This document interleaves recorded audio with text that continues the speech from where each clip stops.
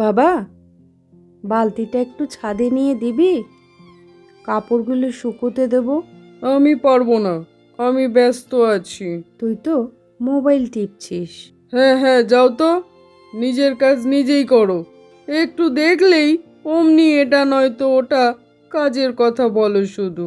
মাকে ঝাড়ি দিয়ে এসে রুমের দরজা আটকে শুয়ে শুয়ে ফেসবুক করতে লাগলো।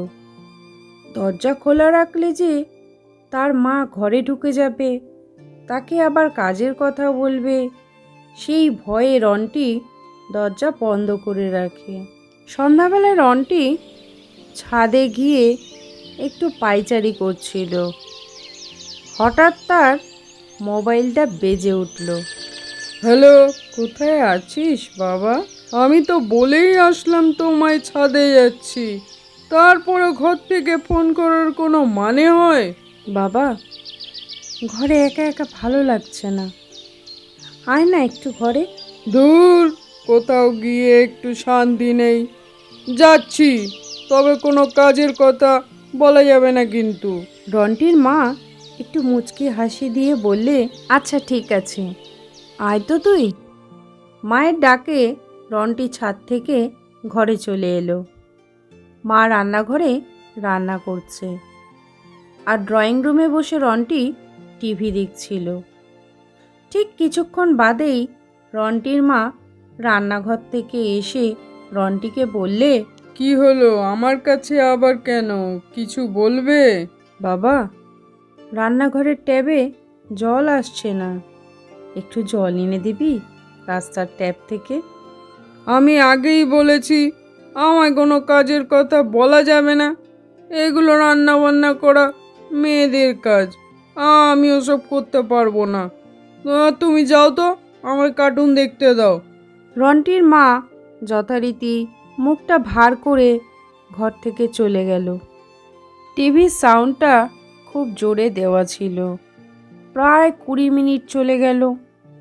হঠাৎ রন্টির নজর পড়ল ট্যাবের কাছে বালতি পড়ে আছে, ছিপছিপে জলও দেখা যাচ্ছে।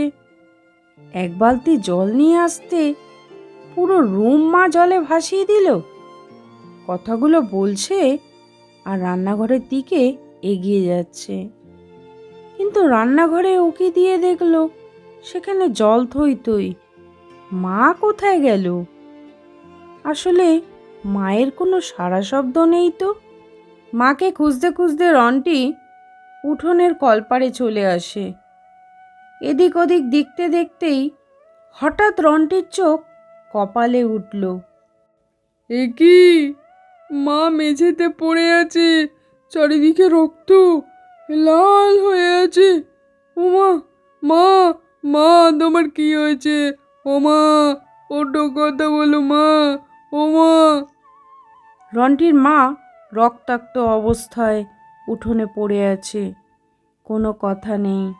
রন্টি কি করবে কিছুই বুঝতে পারছে না। হঠাৎ সে তার মাকে কোলে তুলে টোটো নিয়ে পাশের এক হসপিটালে ছুটল। সেই হসপিটালের ডাক্তারবাবু রন্টির বাবার খুব ভালো বন্ধু ছিলেন। মাকে নিয়ে যেতেই ওরা তাড়াতাড়ি করে রন্টির মাকে ওটিতে নিয়ে যায়। রন্টির নিজের ওপর খুব রাগ হচ্ছিল। মনে মনে সে ভাবছিল, এক বালতি জল এনে দিলে কি এমন ক্ষতি হতো? মার কিছু হয়ে গেলে নিজেকে কখনোই ক্ষমা করতে পারবে না সে। একটু পরেই একজন নার্স এসে একটা কাগজ হাতে ধরিয়ে বললে, এমার্জেন্সি, এই ওষুধগুলো এক্ষুনি নিয়ে আসুন, খুব তাড়াতাড়ি। রন্টি এক দৌড়ে ডিসপেন্সারিতে গিয়ে ওষুধগুলো নিয়ে আসলো। এসেই সে দেখছে তার ডক্টর আঙ্কেল বাইরে দাঁড়িয়ে আছেন। আঙ্কেল, মার অবস্থা এখন কেমন আছে? তোমার মার অবস্থা খুবই খারাপ। তোমার মাকে আমি গত সপ্তাহেও বলেছি ভারী কাজ না করতে, কিন্তু কে শোনে কার কথা? শরীর একেবারেই দুর্বল, ভারী কাজ থেকে দূরে থাকতে হতো তাকে। আঙ্কেল, মা এখন কেমন আছে? পড়ে যাওয়ার জন্য তোমার মার অনেক রক্ত বেরিয়ে গেছে। আঙ্কেল, যত রক্ত দরকার আমার শরীর থেকে নেন, আমার সব রক্ত বের করে নিন, তবু আমার মাকে ভালো করে দিন। আমাদের ব্যাংকে কিছু রক্ত ছিল, সেগুলো দেওয়া হয়েছে, কিন্তু শরীর রক্ত নিচ্ছে না। তুমি নিয়ে আসতে অনেক দেরি করে ফেলেছো। কষ্ট হলেও বলতে হচ্ছে, এখন সব কিছু ওপরওয়ালার হাতে, আমাদের করার কিছুই নেই। তবুও ডাক্তাররা শেষ চেষ্টা করছেন। প্লিজ আঙ্কেল, এমন বলবেন না, আমার মাকে বাঁচিয়ে দিন আঙ্কেল। রন্টি ডাক্তারবাবুর সাথে কথা বলছিল। ঠিক এর মাঝেই সাদা কাপড়ে মুড়িয়ে একটা নিথর দেহ নিয়ে নার্স বেরিয়ে আসলো। অন্য একজন ডাক্তার এসে রন্টির কাঁধে হাত রেখে বললেন, দেখো রন্টি, তুমি ওনাকে নিয়ে আসতে অনেকটা দেরি করেছো, নয়তো তাকে বাঁচানো যেত। রন্টির পুরো পৃথিবী আজ থমকে গেছে। যাকে সে এতদিন অবহেলা করত, আজ তার নিথর দেহ তার শরীরের সমস্ত শক্তি কেড়ে নিয়েছে। দু চোখ দিয়ে অঝরে জল ঝরছে রন্টির। কাঁপা কাঁপা হাতে মুখ থেকে কাপড়টা সরালো। কোনোদিন ভালো করে এই মায়া মুখটা দেখা হয়নি। পৃথিবীর সমস্ত মায়া যেন এই মুখে।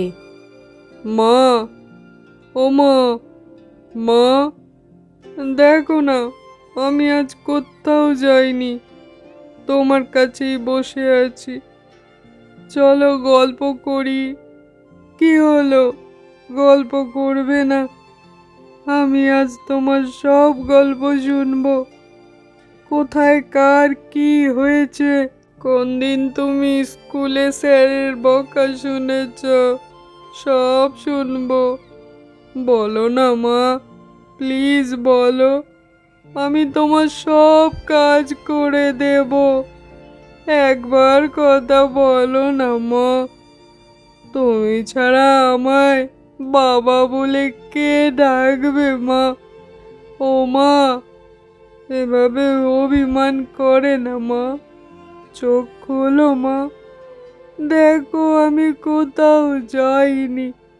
আমি তোমায় ফেসবুক চালানো শেখাবো।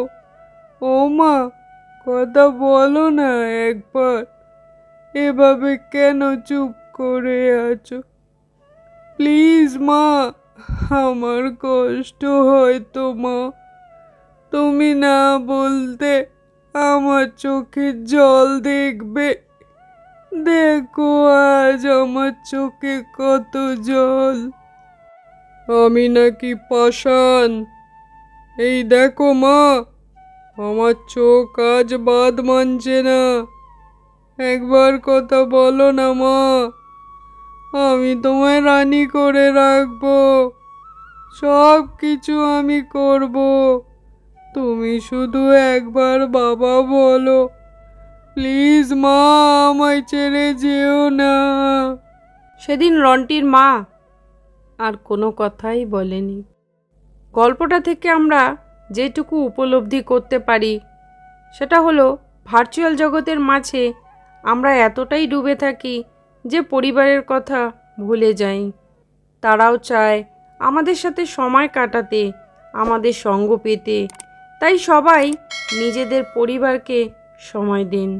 তাদের সাথে যেটুকু সময় থাকবেন সেটুকুই আপনার হৃদয়কে প্রশমিত করবে। মনে রাখবেন, পরিবারের এক একটা সদস্য একবার হারিয়ে গেলে পৃথিবীর কোনো কিছুর বিনিময়ে আর ফিরে পাবেন না। গল্পটা এই পর্যন্ত শোনার জন্য আপনাকে জানাই অসংখ্য ধন্যবাদ। আর কেমন লাগলো অবশ্যই মন্তব্য করে জানাবেন।